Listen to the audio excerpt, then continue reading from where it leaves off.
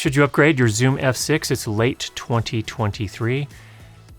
I'm not sure, but do me this favor. Down in the comments below, go ahead and tell me what's not working well with your Zoom F6. And then I can go and actually answer each of those individually. So in short, it depends. And to a large extent, probably the answer is no. It probably is not going to do you a lot of good to upgrade your Zoom F6 in most circumstances. There are some circumstances where I think it will. This entire episode is being recorded with a Zoom F6 right here. And we're just actually recording in 24-bit, 48 kilohertz. We're not even using 32-bit float. More on that later. So I'll wait here while you put your answer down below. What's not working well with your Zoom F6?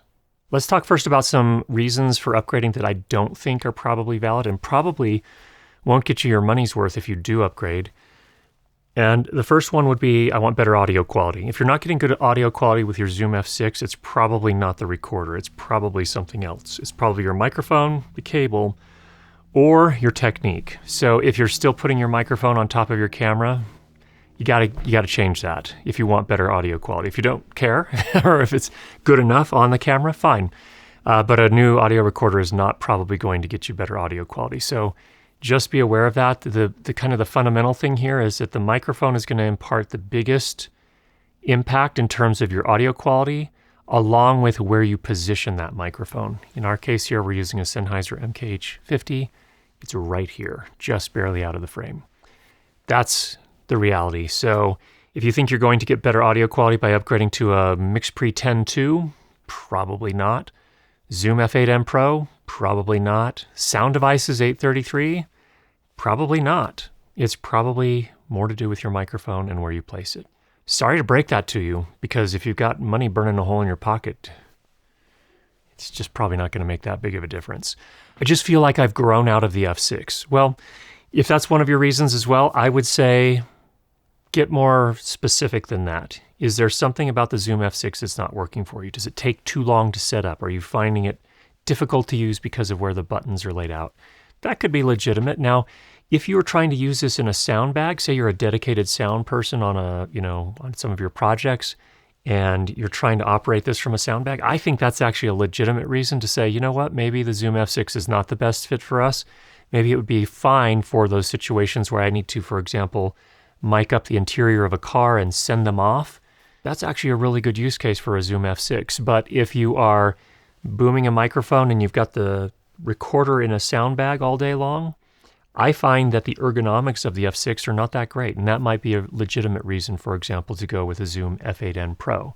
Is it going to change the sound quality directly? No, it's the same preamps, same pretty much everything, except the ergonomics of the knobs and the buttons and how you control it are better. So what that's going to mean and how it's going to translate into better audio quality is it's going to be easier for you to get things where you need them to capture good audio. So it's really important to understand that most people assume if I spend more money, it will sound better. It's actually, once you get past like $600-ish on a recorder, you might get tiny incremental gains in terms of audio quality, but the bigger things are going to be more ergonomics, inputs and outputs, and things like that. There are a variety of other legitimate reasons for upgrading, and that might be if you're working more and more production sound, you're getting hired for little gigs, for little commercial pieces or whatever, and you find yourself on a set where you need to actually feed wireless audio to a director or a producer or a script supervisor or whatever. That might be a valid reason to go with something more like a Zoom F8N Pro. There's also the question of, if you did upgrade, what would you upgrade to? A lot of people are like, well, if I upgraded to a MixPre 10.2, would that be a better recorder? Well, it depends. It depends on what you're doing, and I don't think it's going to sound a whole lot different. Tiny bit. You'll get a little bit more, tiniest bit of bass response in the MixPre. But 99.9% of your audience is not going to notice that, so I don't think that in and of itself is a reason to spend almost $2,000 on an upgrade recorder from a Zoom F6, so I don't really think that's it. Just to illustrate this point, at some point in this video, we switched from recording to the Zoom F6 to a Sound Devices 888. Can you tell where? Put the time in a comment down below. I'll let you know if you got it right. My point is this. Quit letting money burn a hole in your pocket. A few pieces of advice. Some great ideas from my friend Bandrew over at the Podcastage YouTube channel, also the Bandrew Says podcast. He had some advice, which was, if you are thinking about buying something, write it down on a list and wait at least 30 days. And if at the end of the 30 days you still think it would be useful for you, go ahead. That'll help eliminate the impulsiveness from the purchases and get your mind some time to think about it actually logically in a cool, rational fashion instead of I just need this. That's one, I think, really good piece of advice. If you're running a business and you need to solve a specific problem, do your research and buy if it's going to solve a problem. If you're not sure, hire someone you can consult with who has experience in that area and let them make the mistakes for you or let their experience help prevent you from making the same mistakes. So a lot of things to think about. I just want you all to have the benefit of experience from my mistakes, buying things that I didn't need. And I actually feel like at this point now, with all of the equipment that I have here, I feel very little need to upgrade. Obviously, if you have an 888, why would you need to upgrade? But it's similar to if you're running a YouTube channel, why do you need an Arri Alexa LF Mini? You don't. You do not. You can get great video without that, and nobody's going to notice, and nobody's going to care. It's going to be just an ego or a vanity thing for you. So another thing I'd like to talk about just quickly is 32-bit float. Frankly, I almost never use 32-bit float. It just doesn't solve any problems for me.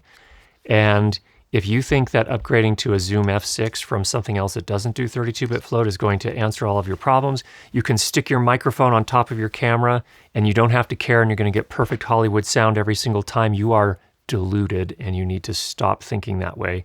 32-bit float does not solve all the problems. In fact, it solves very few problems. And there are still going to be audio engineers out there. There's still going to be production sound mixers and boom operators out there. 32-bit float does not take away their jobs. It just doesn't solve any of those problems. So I just don't see 32-bit float as the end-all be-all. Also, I can't tell you how many notes I've gotten from people saying, "Oh, I recorded this whole thing in 32-bit float, then I delivered it to my client, and their post team says they want it in 24-bit. What do I do?" It's another example. Just why did you record it in 32-bit float? What advantage was there? And yeah, I understand. If you're a solo operator and you're operating the camera, the lighting, that you're doing the interview, you're also operating sound. Okay, it could help if you manage to set the gain incorrectly, but why are you not listening with headphones if you're doing that? And you would know right away if there was a problem with that. So it's just not worth the upgrade from my point of view. It doesn't sound better in and of itself. So this was just a little bit of tough love because I love you. Get out there and make some great sound.